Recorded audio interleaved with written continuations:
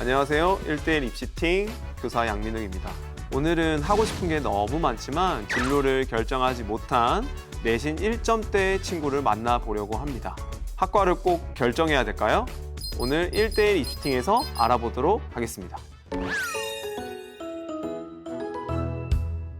안녕하세요. 어서 오세요. 네, 자리 앉으세요. 자기소개 한번 부탁드리겠습니다. 저는 인천외국어고등학교 1학년 영일본어과 반석영입니다. 석영 학생 보니까 외고면 내신 따기가 되게 힘들 텐데 내신 성적이 1등급 거의 후반?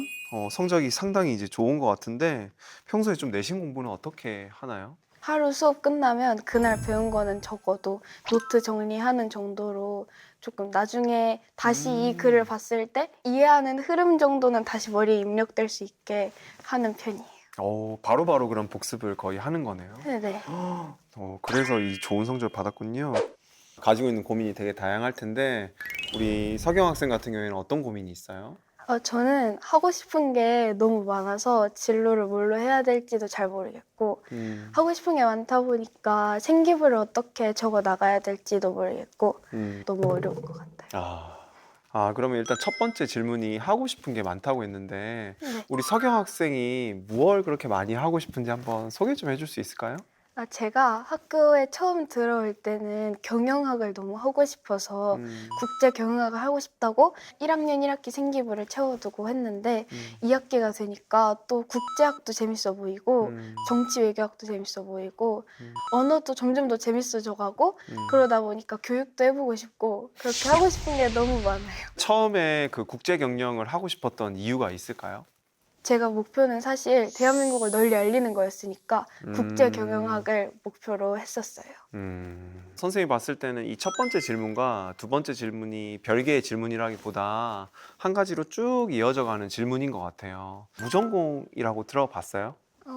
네. 네. 1학년 때 학과를 정해서 입학을 하는 것이 아니라 입학한 뒤에 자유롭게 진로 탐색을 좀 더 해보고 그 다음에 이제 2학년 때 뭔가 전공을 설계한다거나 전공을 정하는 어떤 제도가 있어요. 그러면 진로가 그냥 없는 아이들을 단순히 선발하는 거냐? 사실 그렇지는 않거든요. 오히려 석영 학생 같은 학생을 되게 뽑고 싶어요, 대학은. 하고 싶은 게 너무 많다 보니까 진로를 오히려 정하지 못하니 그럼 너는 무전공으로 와서 1학년 때 충분히 진로 탐색을 해보고 2학년 때 전공을 결정해라 라고 하는 거거든요. 그런 어떤 제도에 조금 우리 석영 학생이 적합하지 않을까 라는 생각이 듭니다. 선생님은 석영 학생이 이 고등학교 3년 동안의 어떤 과정이 진로를 정하는 과정이라기보다 무엇을 좋아하는 사람인지 스스로에 대해서 좀 알아갈 수 있는 진로 탐색의 기회로서 이 3년 동안의 어떤 고등학교 생활을 보내면 어떨까라는 생각이 들거든요.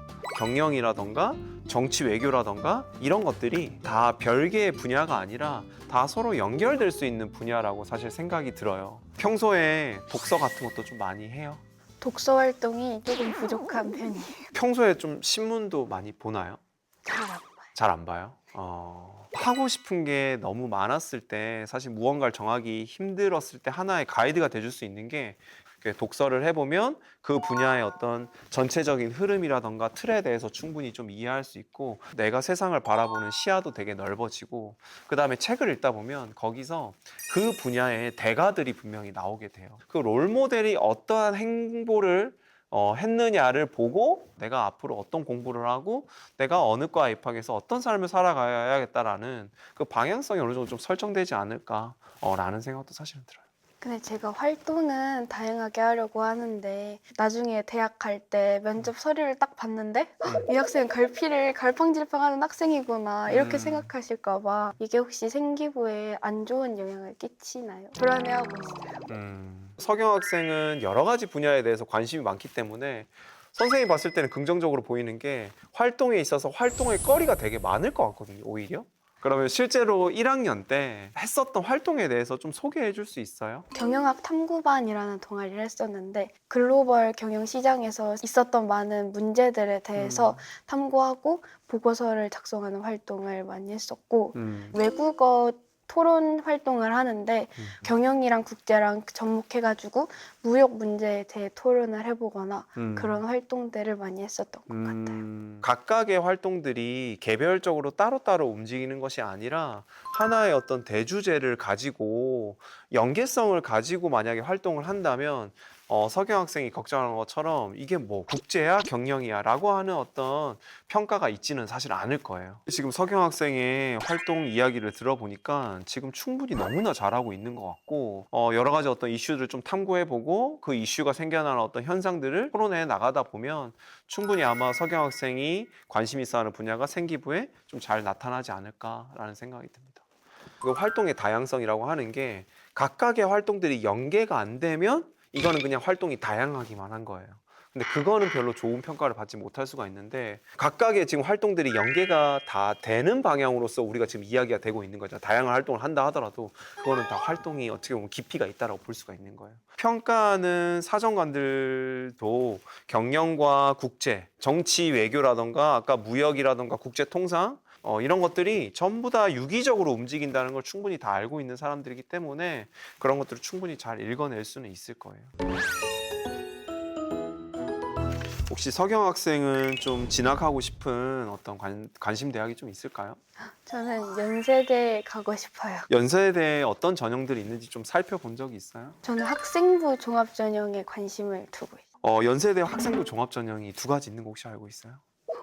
아니요. 모르죠. 네. 아마 찾아본 전형은 활동 우수형 전형을 아마 찾아봤겠죠, 그죠? 활동 우수형만 있는 것이 아니라 연세대학교는 국제형이라는 종합 전형도 있습니다. 국제형에는 아시아학 전공이랑 하스라고 해서 인문사회 융합 과학부가 있어서 이 안에 8개 전공이 있거든요. 하고 싶은 게 많은 서경 학생한테 오히려 이 학부로 진학을 한 뒤에 본인의 어떤 또 관심사를 구체화해 나가는 과정도 나쁘지 않을 것 같다는 생각이 들어요. 이건 처음 알았어요. 네. 둘 다 기본적으로 종합 전형이고 두 전형 모두 다 면접이 있어요. 그런데 활동 우수형 같은 경우에는 1단계 이제 4배수를 뽑고 그 다음에 국제형 같은 경우에 1단계에 3배수를 뽑는 차이가 있습니다. 근데 3배수 뽑는 거랑 4배수 뽑는 거랑 무슨 차이? 단계별 전형 같은 경우에는 1단계 서류 평가를 먼저 하고 2단계에서는 1단계 점수 일부와 면접 점수를 총합 합산해서 최종적으로 학생을 선발을 하는데 예를 들어서 모집 정원이 10명인데 3배수를 뽑는다는 것은 면접 대상자를 우리는 30명을 보겠다. 그런 뜻이에요. 그러니까 아무래도 면접 배수가 크면 클수록 아무래도 서류 평가에 있어서 좀 더 많은 학생들이 면접 대상자가 될 수 있는 측면이 또 있는 거죠. 그리고 국제형 같은 경우에는 대학에서 모든 수업이 다 영어로 진행이 되고 그러다 보니까 면접 같은 경우에도 영어 제시문이 실제로 출제가 됩니다. 그래서 영어 역량이 조금 뛰어난 친구들 같은 경우에 이렇게 국제형으로 지원하는 친구들도 있어요. 그러면 평소 좀 자신 있는 과목이랑 자신 없는 좀 과목이 좀 있을까요? 국어랑 영어, 사회에 자신이 있는 편이고 수학, 과학에 자신이 없어요. 그럼 평소에 수학 공부는 좀 어떻게 하고 있나요? 문제풀이하고 오답 정리하고 개념 헷갈리는 거 있으면 다시 상기시키고 이렇게 하는 편인데 서경 학생은 오답이 있었을 때 오답을 좀 어떻게 좀 내 것으로 만들려고 하는 거예요? 접근을 했는데 답이 도저히 안 나오는 문제랑 접근조차 못한 문제로 나뉘는데 첫 번째 같은 경우에는 이해할 때까지 풀어보는 편이고 접근이 안 되는 문제는 이제 시험 직전에 풀이를 외웁니다. 아, 풀이라. 아무리 해도 진짜 도저히 안 돼서 그런 문제들은 시험 직전에 풀이를 외우는데 이게 제 생각에 수학 성적의 문제가 아닐까. 혹시 그 관련해서 혹시 제가 볼 수 있는 자료가 좀 있을까요? 제가 문제집을 가져왔어요. 아, 그래요? 한번 좀 볼 수 있을까요? 아이고, 한번 자 보겠습니다. 서경 학생이 혹시 수학 문제를 풀 때 내가 문제 하나하나 전부 다 풀이법을 알고 있어야 된다고 혹시 생각하는 건 없어요?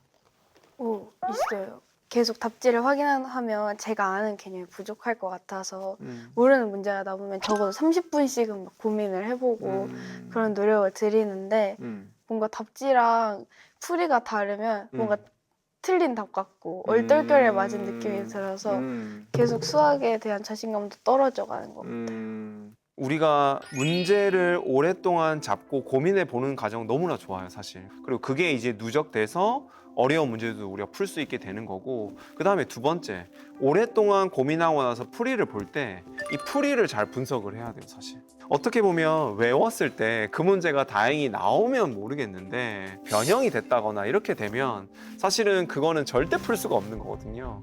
아, 이 문제에서 내가 알고 있는 개념이 이 문제 사항에서 어떻게 들어맞는구나를 조금 그 구조라고 하는 것들을 좀 잘 보면 좋을 것 같아요. 추가적으로 좀 이야기를 한다면 수학 개념을 자기 언어로 자기가 풀어내서 쓸 수 있는 게 되게 중요하다고 생각을 하거든요.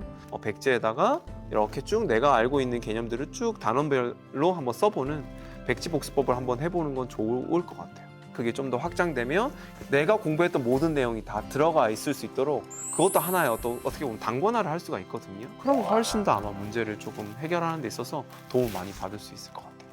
근데 혹시 수학 선행은 꼭 해야 될까요? 얼마나 필요한지. 저는 수학 선행이 필요한 것 같아요. 그 선행을 하면 얼마나 좀 일찍 해야 되냐라고 했을 때 저는 그냥 한 학기 정도만. 그래서 다음 학기에 들을 거를 그 전 방학 때 쭉 공부해 놓으면 되지 않을까. 한 가지 여기서 좀 유의할 점은 학생들이 돌린다는 표현을 하잖아요. 이렇게 내가 몇 회도 하겠다라고 이야기를 하는데 내가 처음에 개념 공부를 선행할 때 했으니까 난 두 번째부터는 개념을 안 봐도 돼. 그건 아니에요. 두 번째 볼 때도 그대로 개념을 봐야 돼요. 보면 첫 번째 개념 공부할 때랑 다른 게 보여요. 그래서 선행 학습을 하고 제대로 공부하는 게 필요합니다.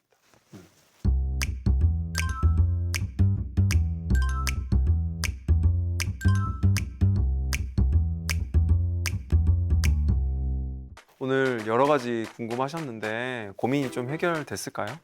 네. 완전 도움 많이 됐어요. 그 새로운 전형도 이번에 알게 됐고 저희 시험이 딱 12일 남았는데 12일 동안 열심히 수학 공부도 해볼 수 있을 것 같습니다. 오, 좋습니다. 그러면 선생님이 우리 석영 학생을 위해서 팅카 준비했는데 네, 반창고예요. 그래서 석영 학생이 선생님이 봤을 때는 너무나 밝고 열심히 잘하는 학생이라서 아마 지금처럼 하면 잘할 것 같은데 또 결과가 안 나오면 뭐 남들 모르게 좀 혼자서 이렇게 상처가 또 받을 수도 있지 않을까라는 생각이 들어서 그때 쓰라고 제가 반창고 팅카 준비했거든요. 네, 열심히 했으면 좋겠고 잘할 겁니다. 파이팅이에요. 감사합니다. 네.